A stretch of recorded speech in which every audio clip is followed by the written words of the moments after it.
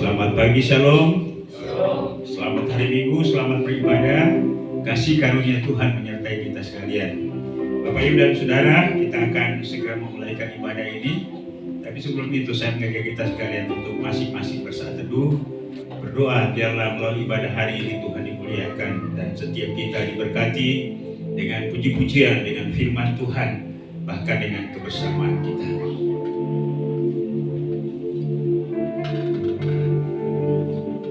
Mazmur nomor 149 ayat 1 sampai dengan ayat yang keempat berkata, haleluya, nyanyikanlah bagi Tuhan nyanyian baru, pujilah Dia dalam jemaah orang-orang saleh, biarlah Israel bersuka cita atas yang menjadikannya, biarlah Bani Sion bersorak-sorak atas raja mereka, biarlah mereka memuji-muji namanya dengan tari-tarian, biarlah mereka bermazmur kepadanya dengan rebana dan kecapi, sebab Tuhan berkenan kepada umatnya.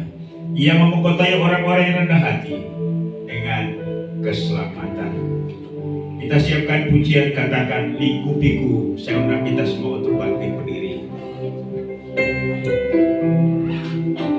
Kembali kami bersama-sama pada pagi hari ini ya Tuhan, hampiri takhta anugerah-Mu.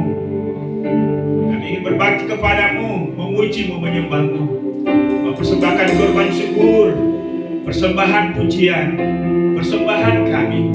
Terimalah kehadiran kami pada hari ini. Biarlah melalui ibadah ini Tuhan dimuliakan, dan kami percaya Tuhan akan memberkati kami. Glory, segala kemuliaan hanya bagi-Mu Tuhan.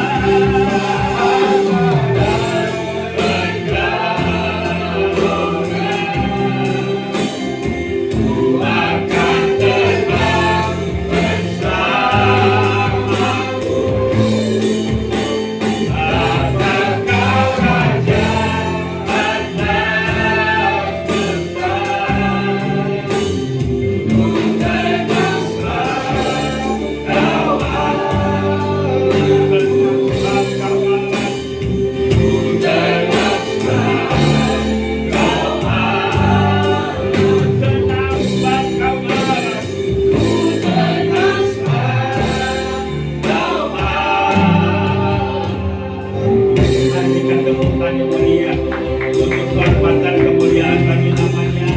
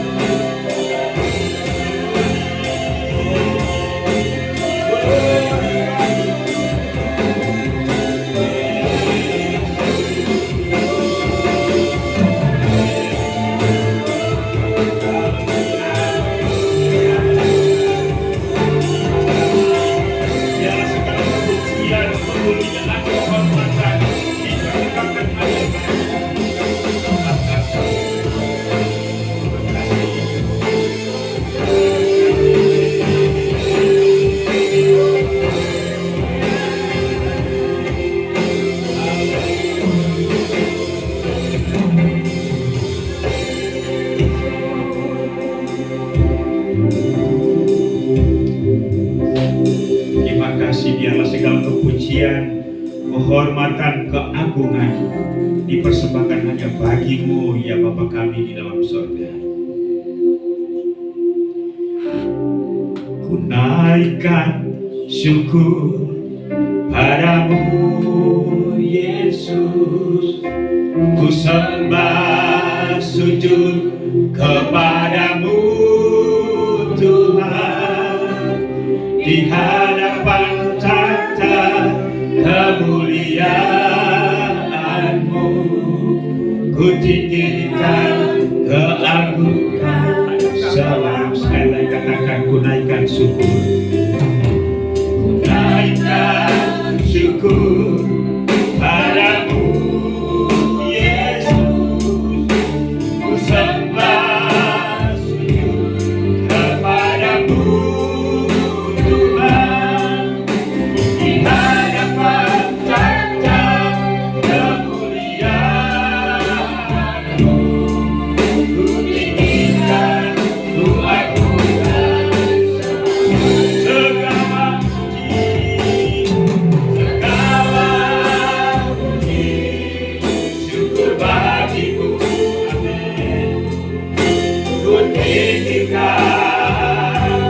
namamu selalu, kemuliaan hanya bagimu, dan pujilah namamu segala puji,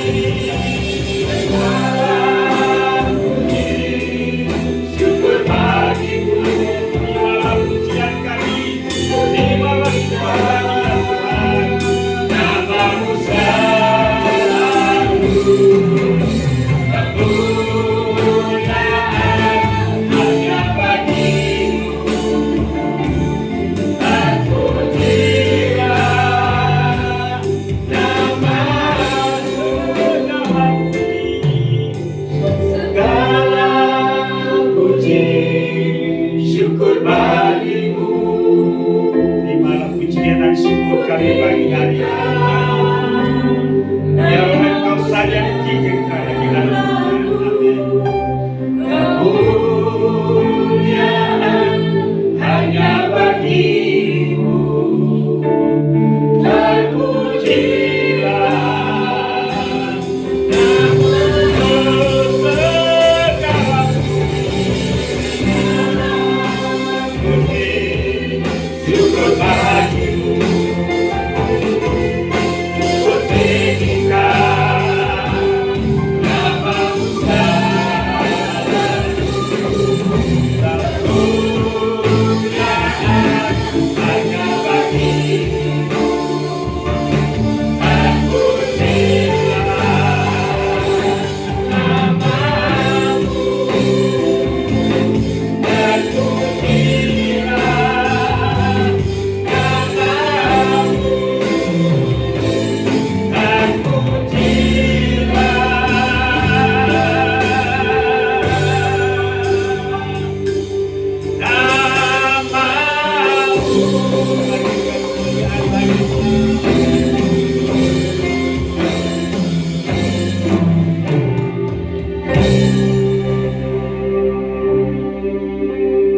dan kami mempersembahkan segala pujian, hormat, syukur hanya bagimu ya Tuhan, karena Engkau layak untuk menerima semuanya.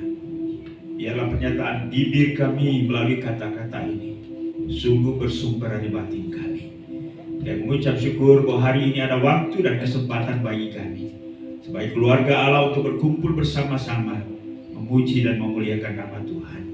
Bertakhtalah di atas puji-pujian kami, terimalah kehadiran kami pada hari ini, dan biarlah melalui ibadah hari ini Tuhan dimuliakan. Mohon urapan bagi setiap kami yang melayani, dan biarlah pelayanan dipersembahkan hanya untuk Tuhan saja. Biarlah melalui ibadah hari ini Tuhan ditinggikan, dimuliakan, dan setiap kami diberkati. Ibadah kami pada pagi hari dari awal pertandingan hingga selesainya, biarlah Tuhan yang memimpinnya. Kami bukan dan kami alaskan hanya di dalam nama Yesus, Tuhan dan Juru Selamat kami. Haleluya. Sama-sama kita katakan amin.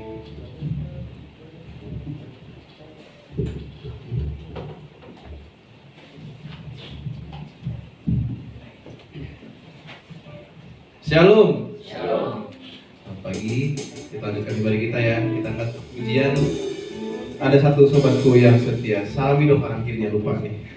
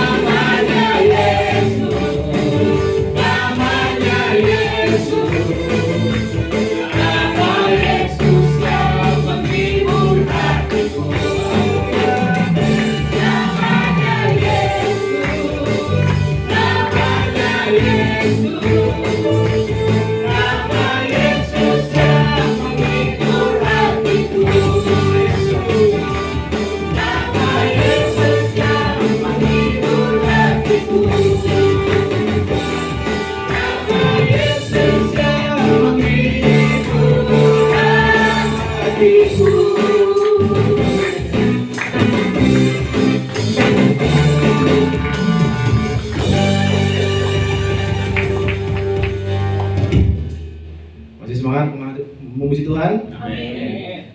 Masih semangat? Amin. Suaranya nggak ada nih. Amin. Amin. Kita akan pujian lagi oleh darah anak domba.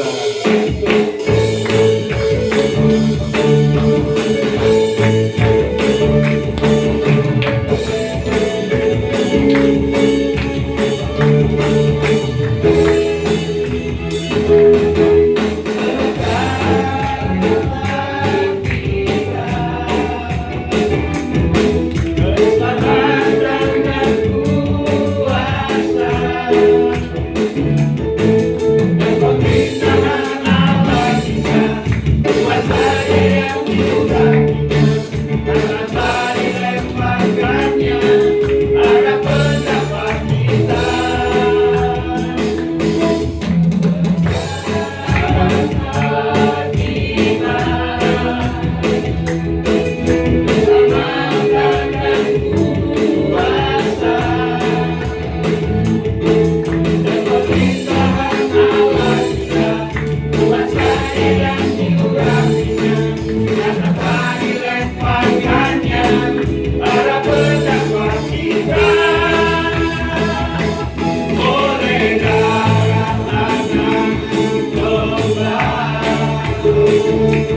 oleh kesaksian kita.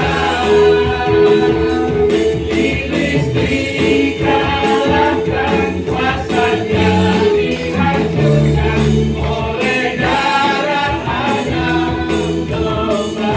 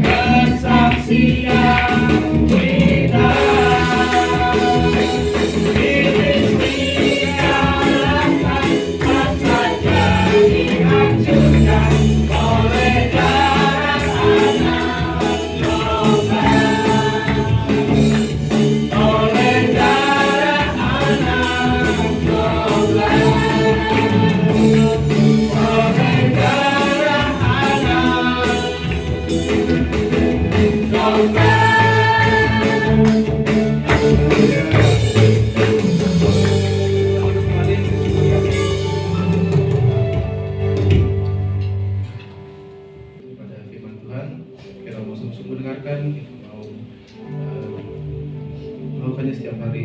Kita akan pujian, terima kasih Tuhan, tidak dapat lagi ku berkata tentang kebaikan-Mu Tuhan.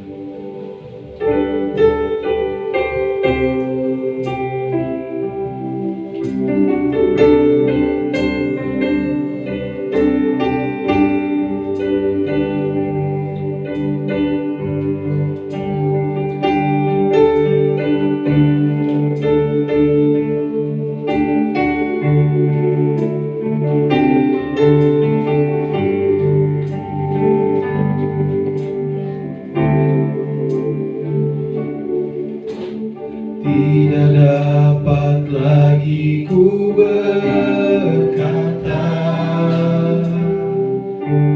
tentang kebaikan-Mu Tuhan. Tidak terhitung yang Kau beri, Bapa, sungguh ku berterima kasih. Tidak terhitung yang Kau beri, Bapa, sungguh ku berterima kasih.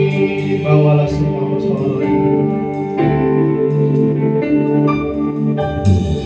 bawalah semua persoalanmu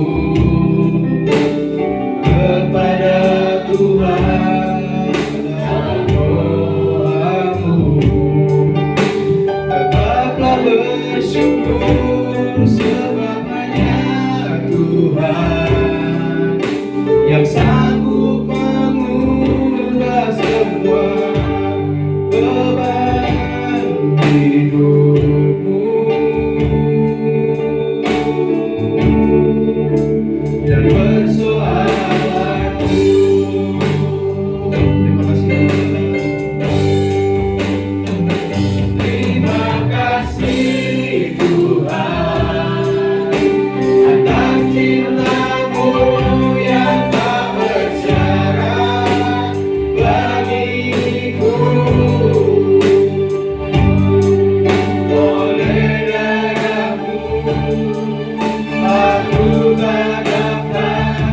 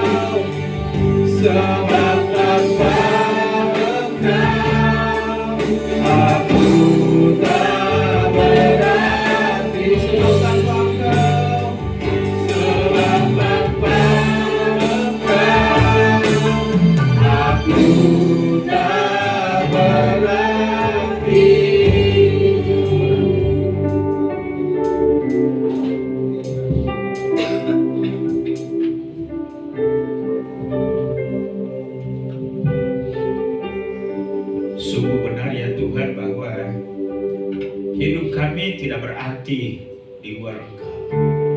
Tapi kami mengucap syukur bahwa Engkau telah berkorban bagi kami, mengangkat kami, memulihkan kami, merangkul kami, menebus kami menjadi milik-Mu. Dan itulah keberartian daripada hidup kami. Terima kasih, biarlah pemahaman dan kesadaran ini memenuhi hati pikiran kami, dan mampukan kami untuk dapat meresponi cinta kasih-Mu yang ajaib itu dalam hidup kami, sehingga hidup kami menyukakan hati Tuhan. Terima kasih Bapa untuk sepanjang minggu yang kami lalui. Kami mengucap syukur bahwa Tuhan tidak pernah meninggalkan kami. Terimalah semua ungkapan bibir mulut kami yang memuliakan Engkau melalui lagu-lagu yang kami kumandangkan pada hari ini. Tiba saatnya kami akan belajar firman-Mu. Karena itu Tuhan tolong kami, Engkau cerai hati pikiran kami, biar firman yang kami renungkan, kami pikirkan, kami pelajari pada hari ini masuk ke kedalaman hati dan pemahaman kami. Mampukan kami untuk menerimanya, mampukan kami untuk dapat mempraktikkannya dalam kehidupan kami. Dan biarlah hidup kami terus bertumbuh dalam pengenalan akan Tuhan. Roh Kudus, Engkau bantu kami. Segala kuasa setan, kuasa iblis yang mencoba untuk mengganggu kami dalam bentuk apapun, bersama-sama kami halau dan kami tolak di dalam nama Yesus. Dan biarlah firman pada hari ini memulihkan dan menyembuhkan kami. Terpujilah nama-Mu ya Bapa, inilah doa kami. Dalam nama Tuhan Yesus kami berdoa, haleluya. Amin. Baik, puji Tuhan. Selamat. Silakan duduk. Baik, selamat pagi. Selamat pagi. Selamat hari Minggu. Tuhan memberkati kita sekalian. Baik, mari saya ajak kita untuk buka firman Tuhan yang terambil dalam kitab Para Rasul. Kitab Para Rasul pasal 1, kita akan baca ayat yang ke-6 sampai dengan ayat yang ke-11.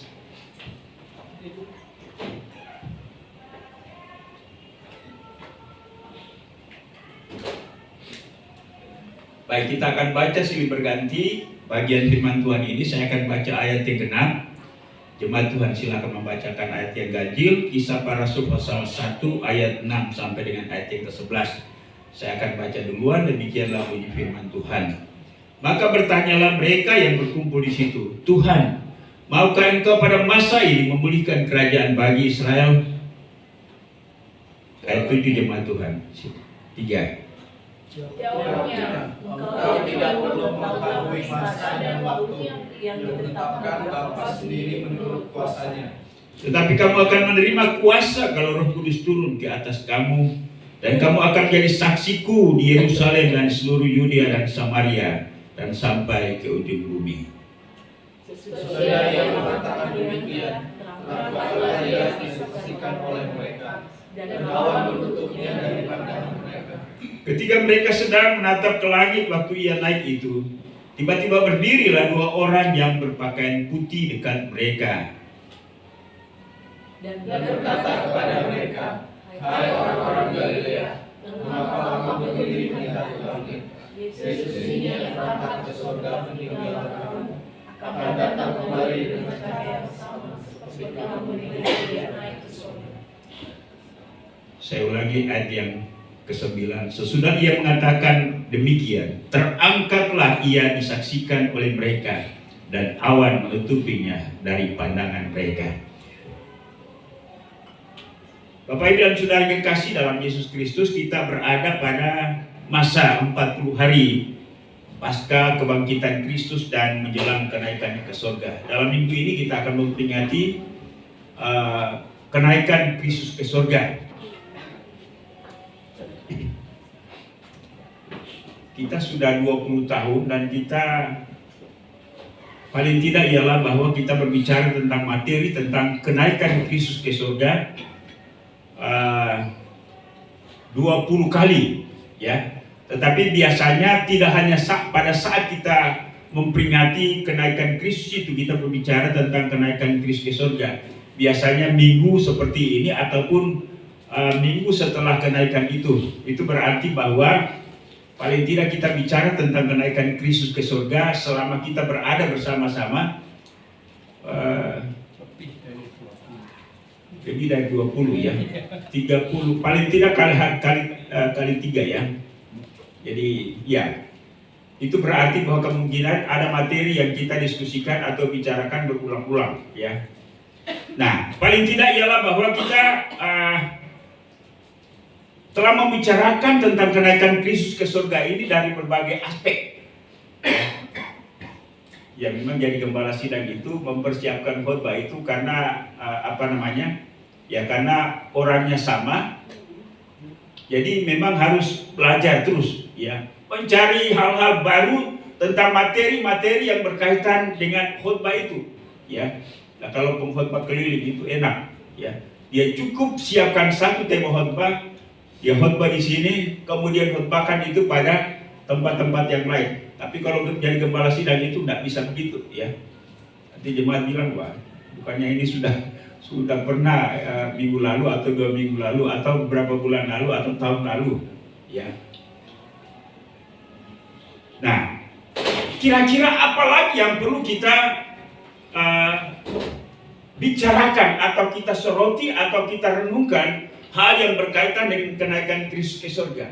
Aspek apa saja lagi yang masih kurang ya? Memang ketika kita berbicara tentang firman Tuhan ini ya tidak akan habis-habisnya. Bagaikan lagu itu, kalau berbicara tentang cinta tidak akan habis-habisnya ya. Nah, Bapak Ibu dan Saudara, apa yang akan kita bicarakan pada hari ini? Ya, saya mengajak kita semua tentang satu sudut pandang.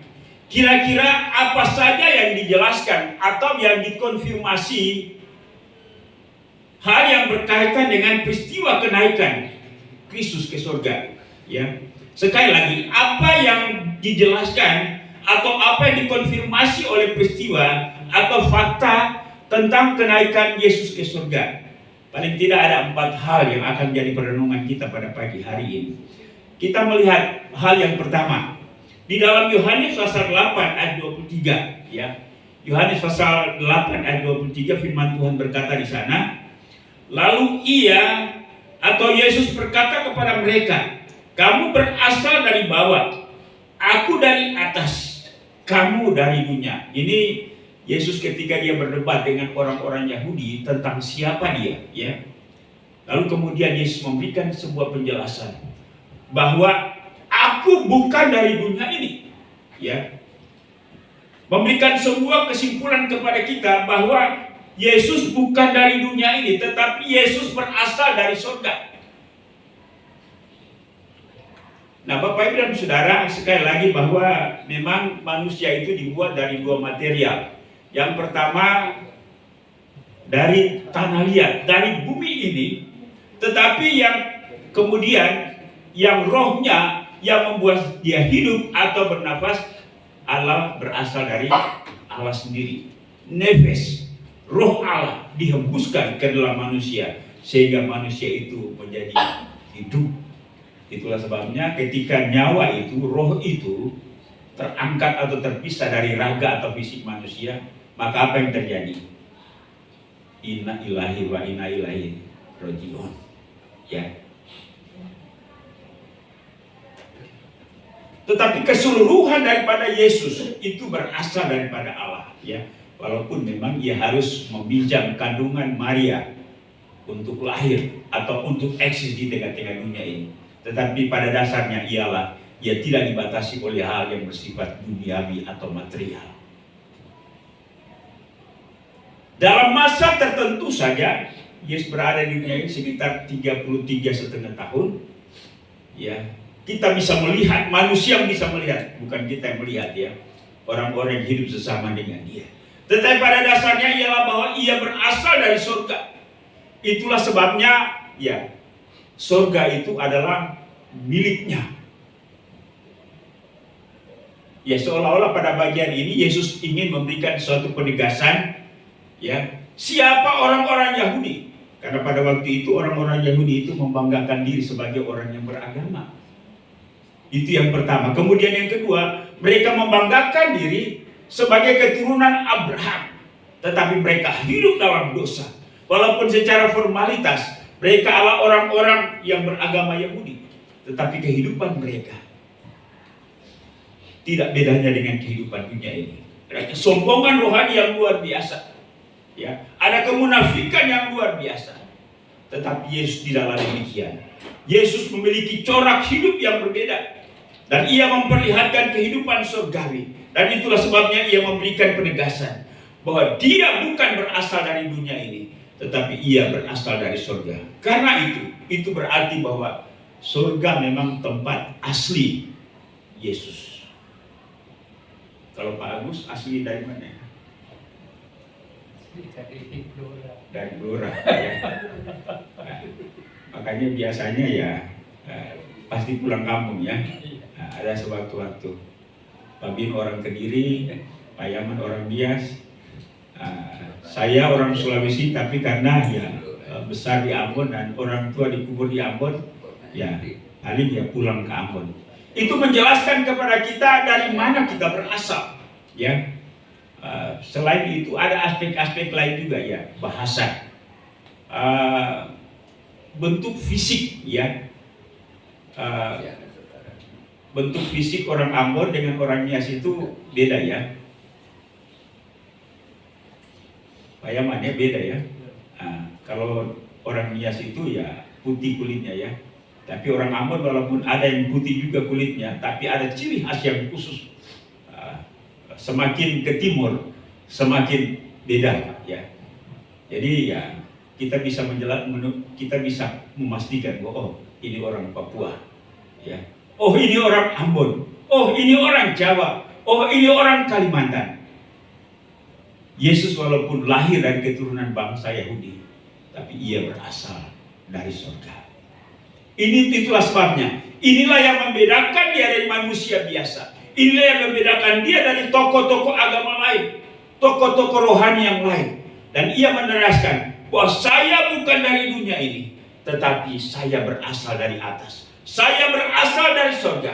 Dan itulah sebabnya setelah ia menyelesaikan tugas penyelamatan di dunia ini, maka tidak bisa ia akan kembali ke surga. Karena surga itu adalah miliknya. Yang lain walaupun pemimpin agama masih mudah-mudahan, wallahu alam, hanya Tuhan saja yang tahu. Tapi kalau Bapak Ibu ketika pulang, pastikan bawa pulang ke surga. Amin. Ya, karena Yesus sudah memilih kita dari tengah-tengah dunia ini untuk menjadi anak-anaknya, untuk menjadi anggota keluarga Allah. Karena Yesus pernah berjanji, aku akan pergi ke rumah Bapa untuk menyediakan tempat bagimu. Jadi surga tempat manusia yang nantinya pada akhir hidup manusia itu disediakan oleh siapa? Oleh Yesus. Makanya kita bersyukur memiliki Yesus dan Yesus memiliki kita. Dan hubungan itu, relasi itu dimeteraikan dengan Roh Kudus. Ya, kalau sebuah surat ada cap rumah pun juga itu mesti ada surat-surat berharga ya. Ada surat yang menjelaskan bahwa ini milik saya, milik Pak Eko, milik Pak Agus. Ya. Bukannya kita tinggal di sebuah rumah kecuali rumah kontrakan ya.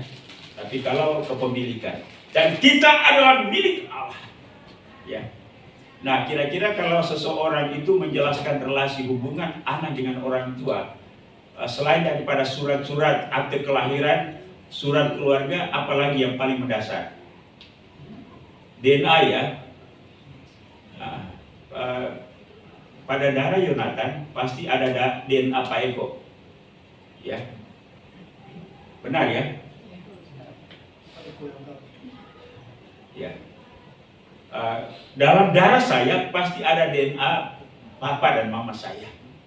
Nah, dalam diri kita ya yang menunjukkan bahwa kita ini adalah anak-anak Allah itu adalah Roh Allah yang ada dalam diri kita. Dan dari Roh Allah itu kita menunjukkan kehidupan yang dipenuhi oleh Roh Kudus, yang dipimpin oleh Roh Kudus. Dan kita bersyukur bahwa Kristus telah memilih kita, bukan kita yang memilih Kristus. Kristus telah memilih kita, bahkan Paulus katakan sebelum dunia ini dijadikan. Ya. Itu bedanya kita dengan Kristus. Kristus adalah anak Allah, the Son of God. Tapi kita ini adalah anak-anak Allah. Artinya ialah bahwa kita menjadi anak-anak Allah oleh karena kita menerima anak Allah itu, yaitu Yesus Kristus sebagai Tuhan dan Juru Selamat. Itu yang dikatakan dalam Yohanes pasal 1.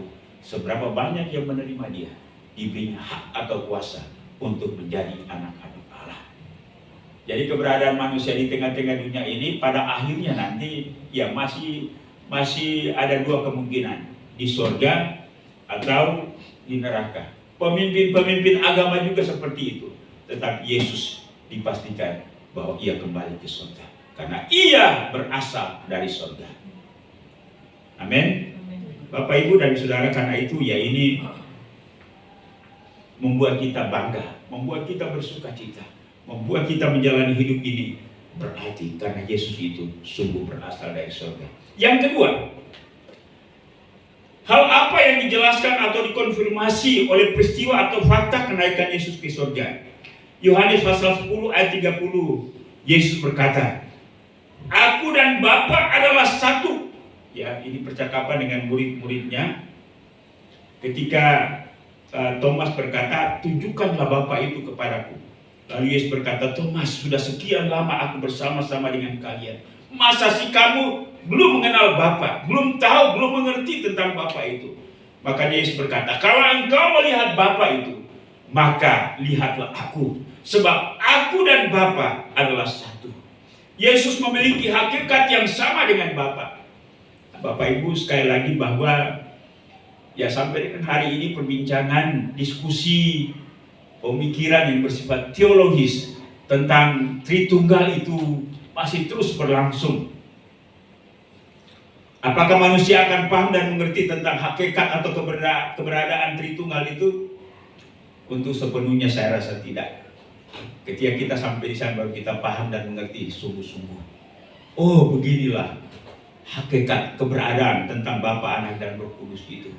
Ya, sekali lagi bahwa hakikat keberadaan Bapa, Anak, dan Roh Kudus itu melewati batas kemampuan akal sehat manusia. Ya, dia di atas. Manusia terbatas dengan apa yang pemahaman dan pengertian manusia selalu terorientasi pada pengalaman, ya, apa yang diteliti, kemudian masuk logikanya dan lain-lain sebagainya. Tapi ketika berbicara tentang hakikat Bapa, Anak, dan Roh Kudus, sekali lagi itu di luar jangkauan pemahaman pengertian kita. Walaupun Ia mengizinkan kita, ada aspek-aspek tertentu Ia izinkan untuk kita pahami dan mengerti, sehingga iman kita menjadi kuat. Tetapi sekali lagi Ia berada pada logika kita.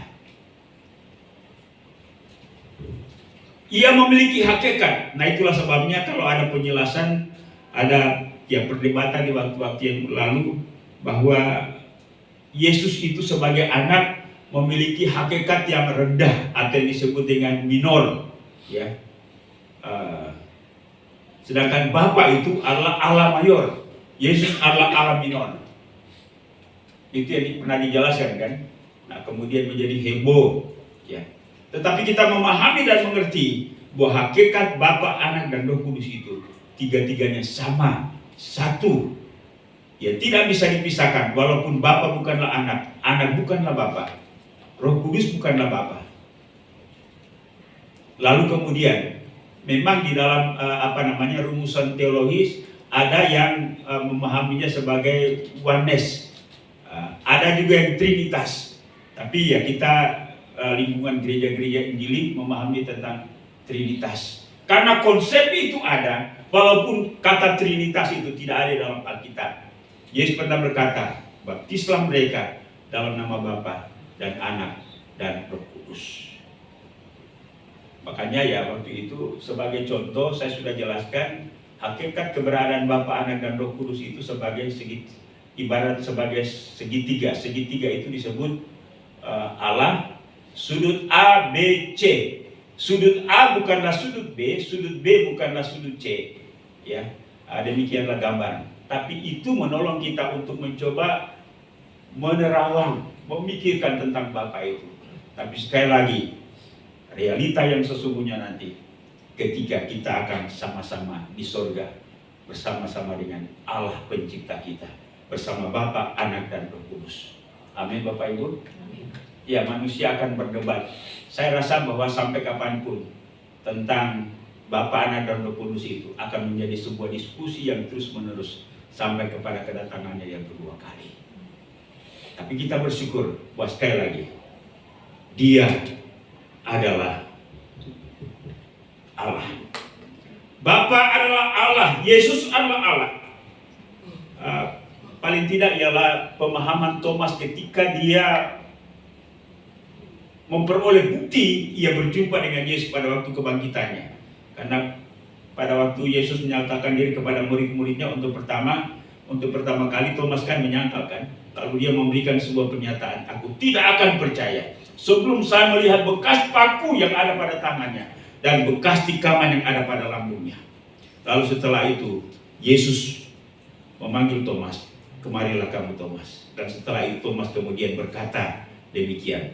Yesus berkata, taruhlah jarimu di sini dan lihatlah tanganku, ulurkanlah tanganmu dan cucukkan ke dalam lambungku, dan jangan engkau tidak percaya lagi, melainkan percayalah. Lalu kemudian Thomas berkata, ya Tuhanku dan Allahku. Bapak Ibu dan Saudara, ya pernyataan Thomas ini Allah menjelaskan tentang pengenalannya yang dalam tentang siapa Yesus. Bahwa Yesus adalah Tuhan, Yesus adalah Allah. Ya. Kemudian Roma 9 ayat 5, Paulus berkata, mereka adalah keturunan bapak-bapak leluhur yang menurunkan Mesias dalam keadaannya sebagai manusia yang ada di atas segala sesuatu. Ia adalah Allah. Yang dimaksud oleh Yesus, oleh Paulus di situ adalah Yesus. Ia adalah Allah yang harus dipuji sampai selama-lamanya. Ini fakta-fakta, pernyataan-pernyataan, penjelasan-penjelasan tentang firman Allah mengenai Yesus, bahwa Yesus itu Allah. Dia bukanlah pribadi yang kurang keilahiannya, atau dia bukanlah Allah sebagaimana disangkal oleh dunia pada hari ini. Mereka mengakui dia hanya sebagai nabi. Memang Yesus juga punya gelar sebagai nabi karena ia melaksanakan fungsi dan tugas sebagai seorang nabi, yaitu sebagai utusan Allah untuk menyampaikan pesan Allah.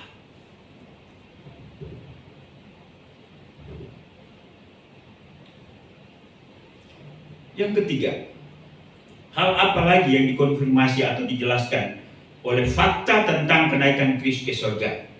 Yohanes 14 ayat 6 berkata, kata Yesus kepadanya, akulah jalan dan kebenaran dan hidup. Tidak ada seorang pun yang datang kepada Bapa kalau tidak melalui aku. Yesuslah satu-satunya jalan menuju kepada Bapa.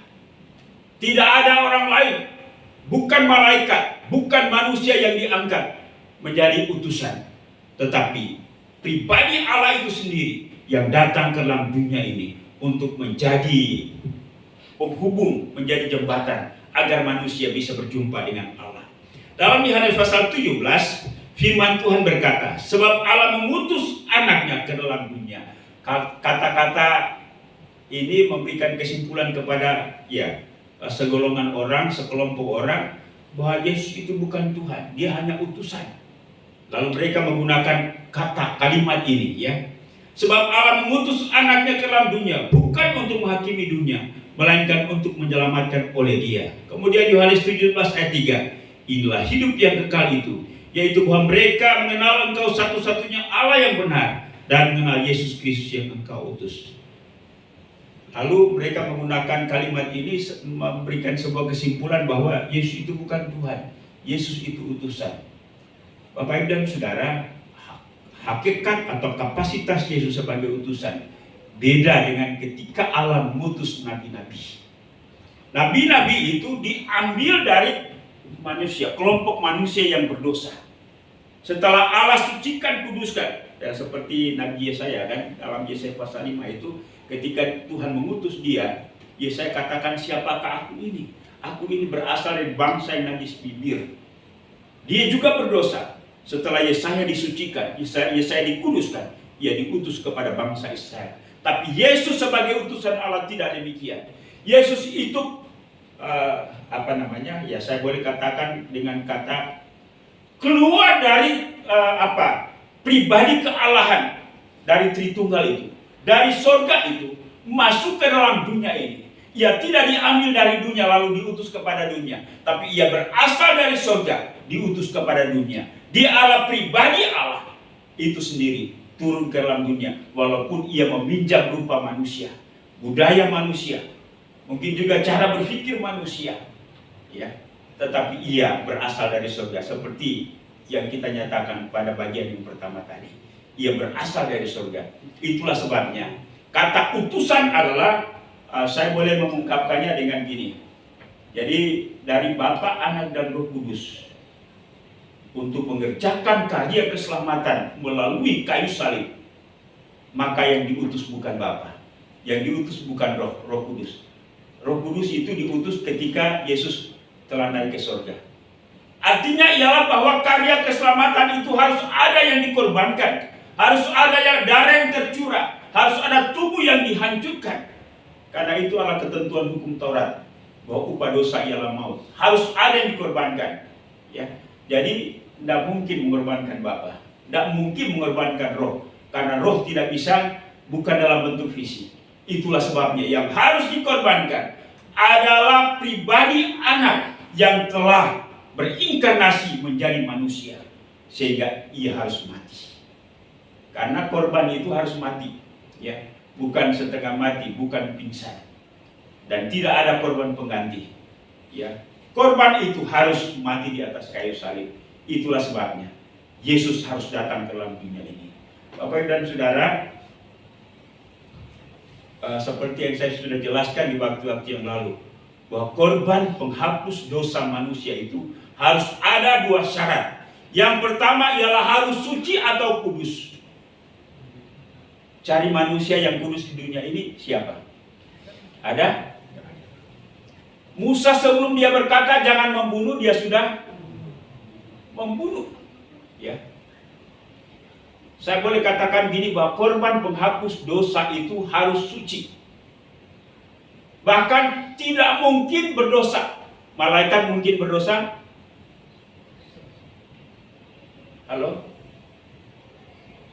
Malaikat mungkin bisa jatuh dalam dosa. Lucifer itu siapa? Lucifer itu malaikat. Bahkan dia pemimpin malaikat. Tapi dia jatuh dalam dosa. Itulah sebabnya Maha Suci yang tidak mungkin jatuh dalam dosa. Itulah sebabnya hanya pribadi Allah yang tidak mungkin berdosa. Karena itu Kristus harus datang ke dalam dunia ini. Tidak bisa tidak. Karena hanya Allah yang tidak mungkin berdosa. Tidak ada potensi, tidak ada kemungkinan untuk berdosa. Anti dosa. Ya.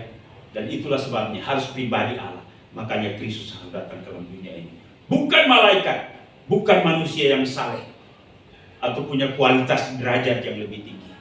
Itulah sebabnya Yesus. Yang kedua, harus mati. Allah mungkin mati, roh bisa mati? Tidak mungkin, harus Yesus. Itulah sebabnya Paulus berkata, dalam keadaannya sebagai manusia, ia harus mati. Dan inilah rahasia, ya, rahasia Allah yang memungkinkan manusia untuk memperoleh anugerah keselamatan. Yesus Kristus. Karena itu sekali lagi, bahwa ketika Yesus disebut sebagai utusan Allah, beda dengan para nabi, beda dengan para rasul.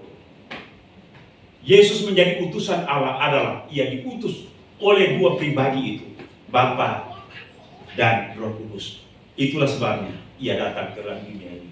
Itulah sebabnya saya berharap bahwa Bapak Ibu paham dan mengerti ketika ada para debater, ada para apologia yang mencoba untuk menyerang iman Kristen, teologi Kristen berkaitan dengan hakikat Kristus sebagai utusan, bahwa Yesus sebagai utusan Allah diutus keluar dari pribadi kealahan itu sendiri, yaitu dia sebagai anak, ya.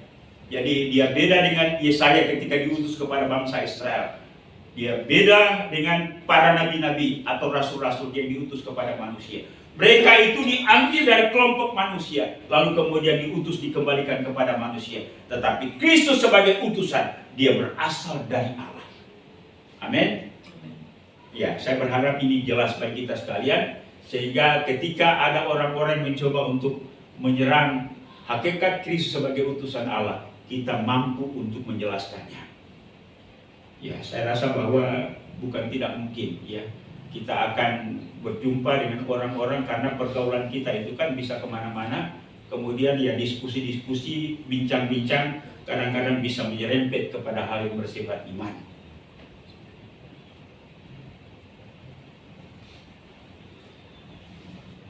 Ya, jadi sekali lagi bahwa kenaikan Kristus ke surga menjelaskan dan mengkonfirmasi tentang Yesus adalah satu-satunya menuju Bapa ke surga.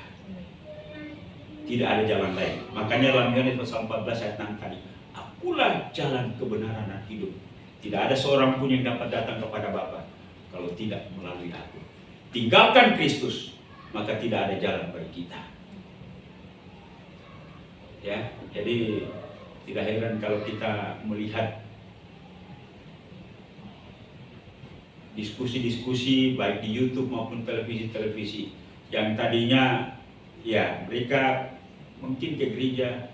Saya juga tidak paham ya kenapa orang terlalu gampang untuk meninggalkan Yesus. Kayak ya saya rasa bahwa ya dipengaruhi juga oleh faktor pemahaman dan pengertian. Komitmen Bapak Ibu dengan Yesus bagaimana? Halo? Sekali Yesus tetap yang benar. Ya. Benar ya. Amran? Gimana? Kalau Yesus tetap Yesus. Yesus. Kalau ada Nur yang datang,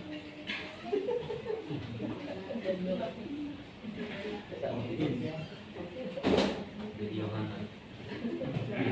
oh, Yohana ya bagus.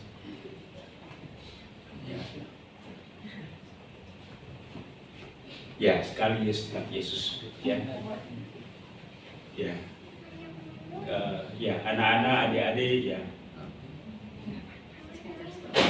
Masuk sebuah kantor ya bukan merupakan sebuah hal yang yang mustahil lagi, bahwa kita diiming-iming oleh sebuah jabatan asalkan kita meninggalkan Yesus.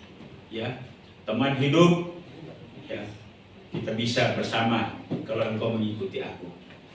Ya, ingat, sekali Yesus tetap Yesus.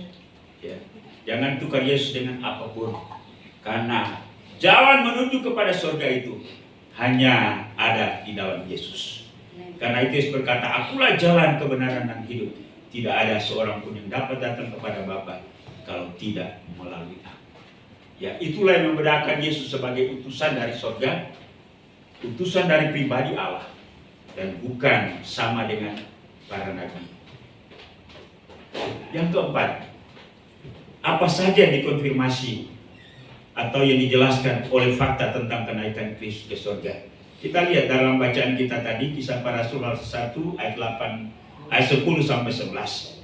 Firman Tuhan berkata demikian, ketika mereka sedang menatap ke langit, waktu ia naik itu, tiba-tiba berdirilah dua orang berpakaian putih dekat mereka. Dua orang berpakaian putih itu siapa? Ya, konteks pada waktu Yesus naik ke surga. Nah, ini juga pada waktu kebangkitan Kristus, mereka ini muncul juga. Malaikat. Bukan Elia dan Musa. Bukan, itu kecuali di Gunung Tabor itu ya. Lalu orang yang berpakaian putih atau malaikat itu berkata kepada mereka, hai orang-orang Galilea, mengapa kamu berdiri melihat ke langit? Yesus ini yang terangkat ke surga meninggalkan kamu akan datang, garis bawahi kalimat ini, akan datang kembali dengan cara yang sama seperti kamu melihat dia naik ke surga. Kenaikan Kristus ke surga menjelaskan dan mengkonfirmasi tentang kedatangannya pada kali yang kedua. Ya, lihat anak kalimat tadi, akan datang kembali dengan cara yang sama. Bapak Ibu dan Saudara yang kekasih, keterangan atau penjelasan tentang kenaikan Kristus ke surga dalam Alkitab ini, para ahli menghitung sekitar ada 1845 rujukan Alkitab tentang kedatangan Yesus yang kedua kali. Kedatangan Yesus yang kedua kali ditekankan tidak kurang dari 17 kitab dalam PL, ya, Perjanjian Lama, dan 23 dari 27 kitab dalam Perjanjian Baru. Kita lihat contoh dalam Perjanjian Lama, Daniel pasal 7 ayat 13 sampai 14. Aku terus melihat dalam penglihatan malam itu, tampak datang dengan awan-awan dari langit seperti seorang anak manusia. Datanglah ia kepada yang lanjut usianya itu, dan ia dibawa ke hadapannya. Lalu diberikan kepadanya kekuasaan dan kemuliaan dan kekuasaan sebagai raja. Maka orang-orang dari segala bangsa, suku, bangsa, dan bahasa mengabdi kepadanya. Kekuasaannya adalah kekuasaan yang kekal, yang tidak akan lenyap. Kerajaannya adalah kerajaan yang tidak akan musnah. Ya, inilah pemerintahan Kristus pada kedatangannya yang kedua kali. Ya, jadi kerajaannya, masyarakatnya adalah dari segala suku bangsa, segala suku bahasa, dan dari berbagai budaya. Kemudian Yesaya pasal 11 ayat 6 sampai 8. Serigala akan tinggal bersama dengan domba, dan macan tutul akan berbaring di samping kambing. Anak lembu dan anak singa akan makan rumput bersama-sama, dan seorang anak kecil akan menggiringnya. Bapak Ibu melihat kehidupan seperti ini di mana? Tidak akan pernah ada. Ya, jangankan kambing dengan singa. Ya, adik kakak saja bisa baku gigit. Ya, karena masalah warisan. Bapak Ibu lihat di YouTube itu ada anak-anak yang mengadukan ibunya yang sudah 80 tahun gara-gara warisan, atau bahkan gara-gara 90 tahun gara-gara pohon kelapa, ya, gara-gara singkong. Ya. Artinya ialah bahwa ya, anak orang tua, ya, anak bisa memakan orang tua bisa memakan anak, tapi ketika Kristus datang dalam kerajaannya yang damai, serigala akan tinggal bersama dengan domba. Ya, Macan tutul akan berbaring di samping kambing. Anak lembu dan anak singa akan makan rumput bersama-sama. Dan seorang anak kecil akan menggiringnya. Luar biasa. Dan ini tidak pernah ada selama ada di dunia. Ini ada pada dunia, tatanan dunia baru. Bersama-sama dengan Kristus sebagai rajanya. Amin. Bapak Ibu memimpikan kehidupan seperti ini? Amin. Ya. Ya tidak akan lagi debat kusir antara suami dan istri. Ya. Suami tidak akan pernah ngambek atau istri tidak akan pernah ngambek lagi. Ya. Antara saudara, di mana saja kita bertemu dengan orang, mereka semua adalah bagian daripada kita. Kita hidup bersukacita, kita akan bergembira, kita akan senang. Tapi sekarang ini seperti itu belum ada. Hari ini kita boleh duduk bersama, tapi belum tentu 2-3 hari kemudian kita akan sapa satu sama lain. Ya, kita akan memikirkan keburukan-keburukan orang lain, dan kita akan bereaksi dengan pikiran dan perasaan yang buruk. Tapi ketika kerajaan Kristus pada kali yang kedua datang, maka semuanya akan menikmati sukacita dan damai sejahtera yang luar biasa. Karena itu mari kita jadikan hati kita hati yang bersih. Ya, jadikan pribadi kita pribadi yang mempersiapkan diri untuk masuk dalam kerajaan di mana Yesus menjadi Raja damai untuk selama-lamanya. Ya. Jangan selalu memikirkan, memperbincangkan keburukan orang lain. Jangan belajar untuk bermusuhan. Jangan belajar untuk sakit hati. Jangan belajar untuk membenci. Tapi belajarlah untuk mencari damai, mengasihi, sehingga kita bisa menikmati kehidupan yang seperti ini. Hari ini mungkin kita bisa meninggalkan anak kita. Kita meninggalkan suami kita. Meninggalkan istri kita. Dan pada saat dimana kita menikmati suasana kedamaian seperti ini, itu berada di dalam kerajaan di mana Yesus sebagai Raja damai. Contoh dalam perjanjian baru, Yohanes 14 ayat 3 yang memberitahukan tentang kedatangan Kristus yang kedua kali.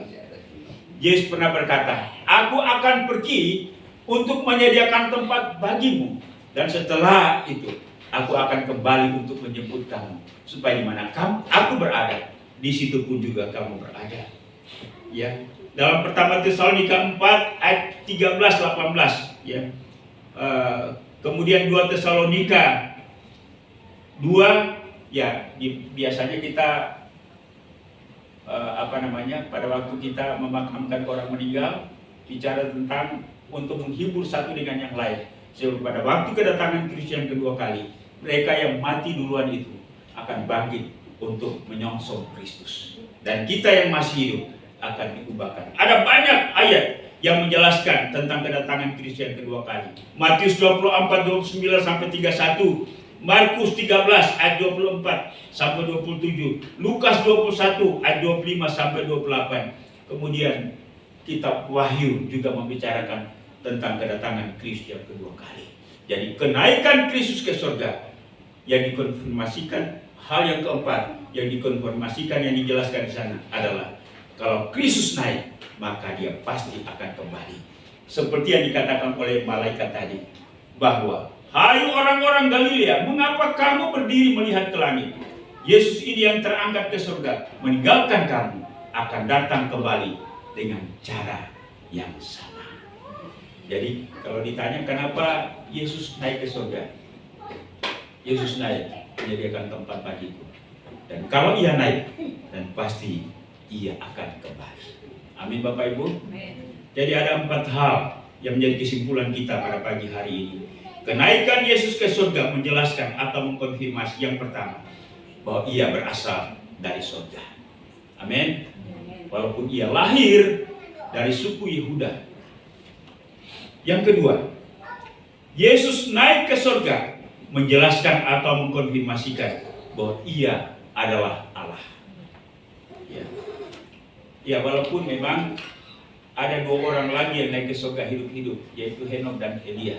Tapi karena mereka hidup suci, hidup kudus, hidup bergaul dengan Allah, ya, hakikat mereka beda dengan Yesus. Yang ketiga, kenaikan Yesus ke surga menjelaskan atau mengkonfirmasi tentang kebenaran bahwa Yesuslah satu-satunya jalan menuju Bapa. Bukan agama, bukan nabi. Ya, bukan juga Alkitab ini. Alkitab ini Allah penjelasan tentang kebenaran firman Allah. Tapi kertas ini ya pada akhirnya ketika kita naik ke surga, ada yang bawa Alkitab? Ada yang bawa Alkitab? Mau ngapain lagi bawa Alkitab? Ya. Makanya ya sebelum kita pulang baca Alkitab dan hidupi Alkitab itu. Amin. Lalu yang terakhir, kenaikan Yesus ke surga menjelaskan atau mengkonfirmasi bahwa ia pasti akan datang kembali. Ya. Walaupun kita berkata, dari dulu juga pendeta-pendeta bilang Yesus sudah mau datang, Yesus sudah mau datang. Saya sudah rajin ke gereja, rajin melayani, rajin berdoa, ya. Akhirnya lesu lagi ya, kembali lagi kepada tabiat lama, ya. Terus karena tentang waktu, tentang hari, tentang saat, kapan ia datang, itu bukan urusan kita. Urusan kita adalah menyediakan pakaian bersih, hati kita, hidup kita yang bersih. Mau hari ini, mau besok, mau sebentar, saya sudah siap, ya. Jangan seperti 5 gadis yang bodoh, ya. Ketika ada hiruk pikuk bahwa pengantin laki-laki itu sudah datang, minyak mereka sudah habis, pinjam ke sana kemari, tidak akan dapat pinjaman, ya. Karena itu jadilah 5 gadis yang bijak, yang terus menerus hidup dalam pengharapan, hidup dalam kekudusan, hidup dalam penantian, hidup maksimal dalam penantiannya, sehingga ketika ia datang, kita siap dan kita ada. Amin. Kiranya peringatan kenaikan Kristus ke surga terus memberikan pemahaman dan pembekalan kepada kita. Sekali lagi bahwa kenaikannya ke surga punya kaitan dengan hal yang lain yang dilakukan, yang dinyatakan oleh Kristus dalam Alkitab ini. Kiranya Tuhan memberkati. Tanggal 29 kita akan hari hanya yang memperingati kenaikan Kristus ke surga. Tuhan Yesus memberkati. Baik, musik ke depan.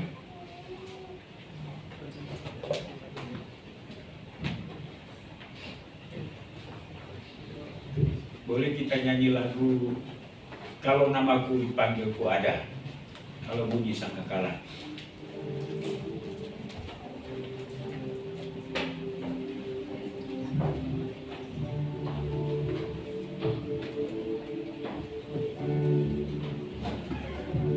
Ren, tolong bantu kita nomor berapa kemenangan hari ini.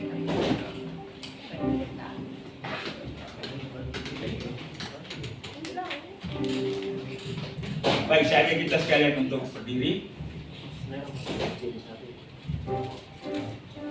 Ketemu ya? Yang minggu lalu saya nyanyikan buat persembahan.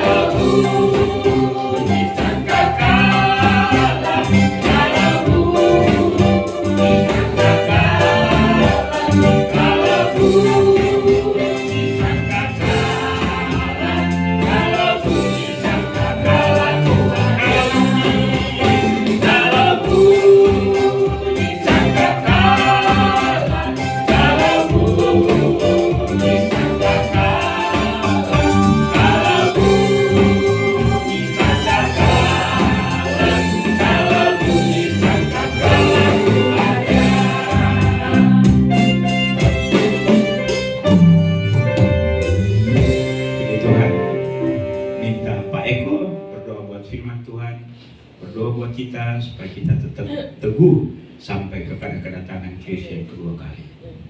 Terima kasih Bapa yang dalam surga, kalau Engkau telah berfirman kepada kami mengucapkan banyak terima kasih kepada kami pada saat Engkau panggil tidak ada.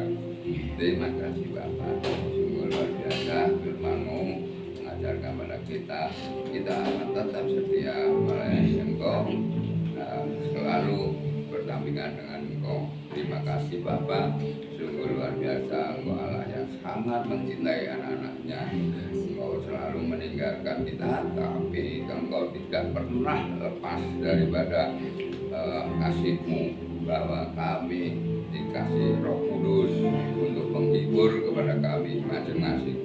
Terima kasih Bapa, sungguh luar biasa Engkau Allah yang hidup, Allah yang berkuasa, Allah yang sungguh penuh kasih. Terima kasih Bapa, kami percaya Engkau akan tetap menyertai kami dan kami pun akan tetap setia melayani Engkau.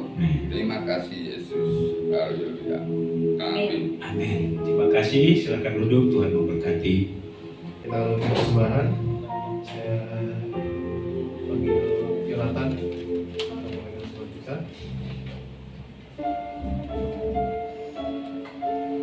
Sebelumnya saya akan membacakan ayat firman Tuhan dalam Lukas 6:38. Dengar dan kamu akan diberi suatu takaran yang baik, yang dipadatkan, yang digoncangkan dan yang akan tumpah keluar akan dicurahkan ke dalam bibahanmu. Sebab ukuran yang kamu pakai untuk mengukur akan diukurkan kepadamu. Mari kita berdoa. Tuhan yang Maha Agung, Maha Setia, Maha Kuasa, terima kasih Tuhan atas kenyataanmu. Hingga pagi hari ini kami hamba-Mu bersyukur dan terima kasih bahwa kami ada saat ini semuanya karena kuasa dan kasih-Mu ya Bapa. Sekarang kami akan memberikan sedikit daripada yang kami punya Tuhan, untuk memberkati setiap pemberian kami ya Tuhan, supaya pekerjaan-Mu di tempat ini semakin besar dan terus kerajaan-Mu. Dalam nama-Mu kami siap memberi. Haleluya, amin. Kita akan pujian, kiranya Engkau memberkati aku.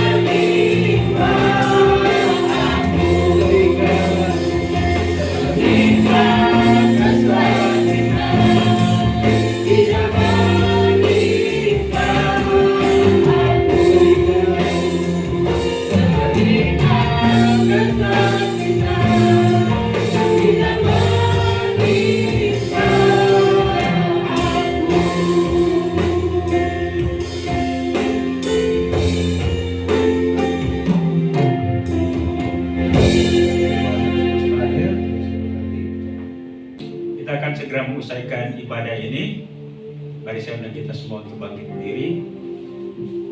Kita nyanyi nomor 300 dalam nyanyian Kemenangan Iman, ayat pertama saja.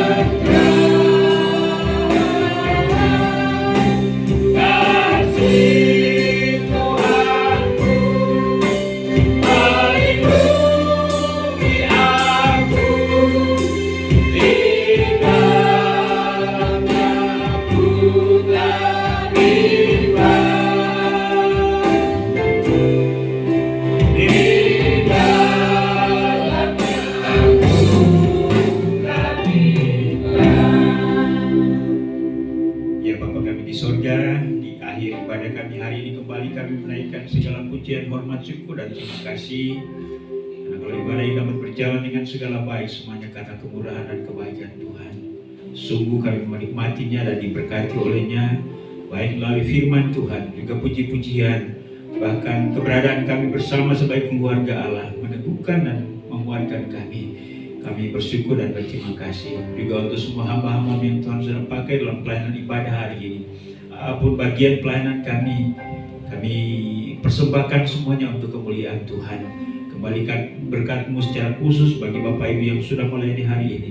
Dan satu hal yang pasti yang kami klaim ialah janji Tuhan, bahwa semua yang telah kami lakukan bagi Tuhan tidak akan pernah sia-sia. Juga untuk seluruh jemaat yang telah setia menghadiri ibadah-ibadah ini, biarlah kami semakin bertumbuh dan diteguhkan di dalam Tuhan. Kami terus berdoa untuk pertumbuhan iman rohani daripada seluruh jemaat Marturia. Tuhan Engkau berkati kami, baik bapak-bapak, ibu-ibu, pemuda, remaja sampai kepada anak-anak, sehingga kami semakin kokoh kuat dalam menjalani hidup ini, semakin mengasihi Tuhan, semakin merefleksikan kehidupan yang berbuahkan roh-roh kebenaran. Demikian pun juga Tuhan, kami semakin teguh dalam menghadapi setiap kesulitan dalam hidup kami, dan mampukan kami terus juga untuk mewartakan Injil Kristus baik melalui keseluruhan hidup kami maupun dengan tutur kata kami. Ya Bapa di sorga, hamba terus berdoa untuk kehidupan rohani daripada seluruh jemaat, hubungan rumah tangga, suami istri, anak orang tua, adik kakak, bahkan dengan siapapun mampukan kami untuk merajut tali persahabatan, sehingga dengan demikian melalui hubungan-hubungan kami memberkati sesama kami. Ya Bapa di sorga, kami juga mau berdoa untuk usaha dan pekerjaan seluruh anggota jemaat-Mu. Tuhan Engkau memberkati, baik mereka yang membangun usaha sendiri maupun yang bekerja pada perusahaan orang lain. Apapun yang dikerjakan oleh tangan jemaat Marturia menghasilkan ekonomi dan keuangan. Ingatkan jemaat-Mu untuk mengembalikan apa yang menjadi hak dan milik Tuhan. Demikian pun juga kalau kesulitan-kesulitan dalam pekerjaan, Tuhan buka jalan kiranya. Bahkan ada jemaat yang mencari pekerjaan, Tuhan Engkau pertemukan dengan pekerjaan yang merupakan pemberian Tuhan bagi mereka. Bapa di surga, kami juga berdoa buat jemaat Tuhan yang mengalami pergumulan dengan kondisi fisik mereka yang lemah, sakit. Mari Tuhan jamah sembuhkan mereka. Kami terus mau berdoa Tuhan untuk hamba-Mu Ibu Asyu. Tuhan Engkau jamah sembuhkan hamba-Mu. Juga Ibu Liliana, Ibu Yuli, Ibu Lia. Tuhan Engkau memberkati mereka. Dan bahkan jemaat siapapun yang sakit, Tuhan jamah dan sembuhkan. Ya Bapa di surga, Kami juga mau berdoa untuk anak-anak kami yang bersekolah. Kami mohon hikmat, akal budi, kemampuan dan kesanggupan untuk belajar. Mereka yang mungkin melanjutkan pendidikan yang lebih tinggi, Tuhan berkati. Yang ke perguruan tinggi, Tuhan Engkau tolong. Demikian pun juga anak-anak sekolah yang mempersiapkan diri untuk ulangan kenaikan kelas. Kiranya Tuhan tolong mereka, persiapan-persiapan mereka Tuhan Engkau berkati. Sehingga ketika mereka menghadapi soal-soal ulangan, mereka dapat di dalam bimbingan Roh Kudus, mereka dapat menghadapi dan menjawab benar ya Tuhan, dan mereka boleh berhasil naik kelas. Ya Bapa di dalam surga, kami juga mau berdoa untuk jemaat Tuhan dalam kesulitan-kesulitan apapun. Mari Tuhan Engkau mendampingi mereka, memberikan solusi dan jalan keluar. Kami juga mau berdoa buat jemaat Tuhan yang ada di tempat yang lain, baik di domestik maupun mancanegara. Kami berdoa untuk Pak Poni yang ada di Bogor, para Diman yang ada di Jawa. Demikian pun juga mereka yang ada di luar negeri, Ibu Vivi yang ada di Amerika. Demikian pun juga Alvin, Ina, Tuhan Engkau berkati. Gary bersama dengan keluarga, Tirta bersama dengan istri dan anak. Tuhan Engkau memberkati mereka di sana. Dan biarlah mereka juga boleh mengingat keluarga rohani mereka di tempat ini, keluarga Marpuria, bahkan keluarga orang tua. Terima kasih Bapak. Demikian pun juga Tuhan pada hari ini kami mengucap syukur bersama dengan hamba-Mu Ibu Kristina, di mana minggu ini Tuhan sudah tambahkan usia setahun lagi. Berkati Ibu Kristin, berkati suami, berkati anak-anak, dan biarlah mereka juga tetap setia dengan Tuhan. Ya Bapa di dalam surga, kami mau berdoa juga untuk persekutuan kami. Tuhan Engkau berkati kami, berikan semangat buat kami untuk terus mengasihi Tuhan dan mengasihi jemaat ini sebagai keluarga rohani kami. Dan Tuhan tambahkan jumlah bilangan kami. Ya Bapa di surga, kami berdoa juga untuk Gereja Kemajuan Indonesia baik pada tingkat pusat, wilayah, daerah sampai kepada gereja lokal. Tuhan memberkati penginjilan, Tuhan juga berkati kerjasama dengan gereja-gereja lain. Para pemimpin gereja Tuhan Engkau berkati, supaya ada kesehatian dalam melayani Indonesia ini, supaya banyak jiwa dapat dimenangkan. Kami juga mau berdoa buat pemerintah bangsa dan negara kami. Tuhan Engkau berkati presiden, wakil presiden, para menteri, jajaran pemerintahan dari pusat sampai ke daerah. Tuhan Engkau menolong. Kami juga berdoa untuk TNI Polri, Tuhan Engkau berkati. Kami berdoa secara khusus untuk Kota Bekasi dan Kabupaten Bekasi di mana kami berdomisili. Tuhan Engkau berkati wali kota, wakil wali kota, bupati, wakil bupati, DPRD tingkat 2. Tuhan Engkau berkati supaya kota di mana kami ada mendatangkan kemaslahatan dan kesejahteraan bagi masyarakatnya, dan juga kami bisa menikmati dengan sukacita dan damai sejahtera Allah. Kami juga mengucap syukur untuk persembahan yang diberikan kepada pada hari ini, yang merupakan bentuk ketaatan, kesetiaan, cinta kasih kami kepadamu. Tuhan memberkati keuangan ini dapat menunjang pelayanan pekerjaan Tuhan di tempat ini. Kembalikan berkat-Mu berlipat kali ganda bagi seluruh jemaat yang sudah memberi dengan sukacita. Inilah doa kami Tuhan, sempurnakan doa kami, karena kami bawa doa ini hanya dalam satu nama yang maha kuasa, yaitu Yesus Tuhan dan Juru Selamat kami. Haleluya. Bapa terima kasih.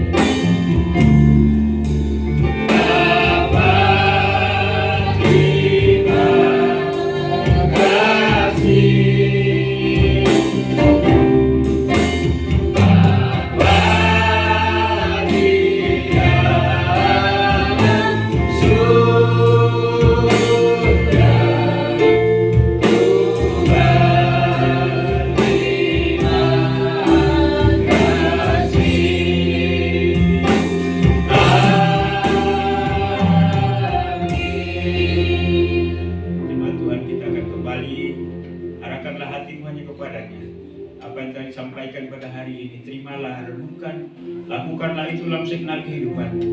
Dan biarlah kasih karunia daripada Allah Bapa, anugerah dan damai sejahtera dalam nama Tuhan Yesus, serta pimpinan, penghiburan, pertolongan Roh Kudus menyertai kita sekalian, keluarga kita, usaha dan pekerjaan kita, dan seluruh kehidupan kita mulai hari ini akan sampai Maranatha.